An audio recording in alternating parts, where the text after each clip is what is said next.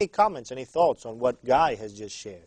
He brought up a lot, of course. Well, I think you asked a good question, which is legitimate. What can we as Christians, how can we fit into this whole sectarian kind of thing? Yes. Especially when we see that the administration, the current administration, has a very seemingly positive attitude towards terrorism, and can't even, do not want to put Islamic next to terrorism. Right. Yeah. If I'm not mistaken, Zach, you're very right. The very definition of Hamas is what is Islamic resistance movement. Right. And I guess we can't say if we get in front of the media Islamic, we've just got to say a resistance movement of some kind. Yeah. Right.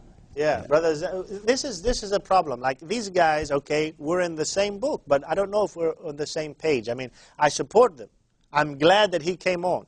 Robert Spencer, Pamela Geller, all of those folks, we have a similar goal, at least intermediary goal, is to fight Islamic terrorism in the West, in Jihad.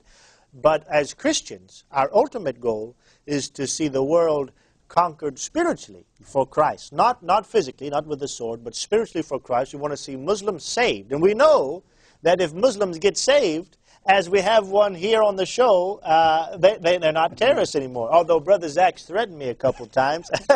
He's a peaceful guy, but he came out of the darkness into the light. I mean, this is an issue, is it not? Yes, it is. Well, actually, one of the good things which he really mentioned, really touched my heart, is, you know, in militant way, there is a verse says, know your enemy. Yes. Yeah.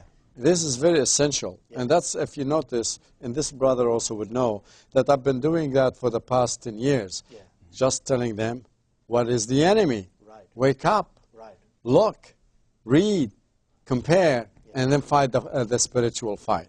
So if that's what they are doing, perfect. Praise God. Praise God. Well, Brother Gary, any comments before we go to the break? I mean, I don't know if, are you familiar with Act for America? I have been familiar with Act for America. Yeah. The thing I would have to say is it's consistent with knowledge is power. Yeah. And they are a conduit for a tremendous amount of research and knowledge that we simply could not do. Right. And we all agree on this panel that we wrestle not against flesh and blood, but against spiritual wickedness in high places. Yes. However, we're on this earth, and we need to understand what we're dealing with. And that was my challenge.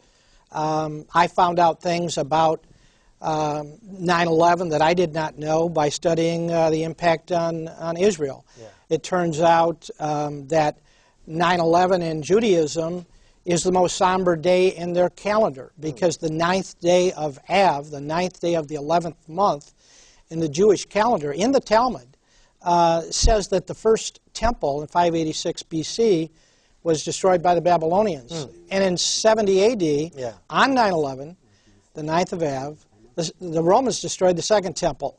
So amazing. I found out through that further study that that was a significant potential motivation for bin Laden to attack what now would be perceived as a Judeo-Christian center, or temple, if you will, of capitalism and Western culture, the World Trade Centers, and certainly our nation's capital. Thank you, Gary. Well, this is just a tease, a foretaste, if you will, of Wednesday night, when Brother Gary will be on and share quite a bit of research he has that is found in his book that we're going to talk about some on Wednesday.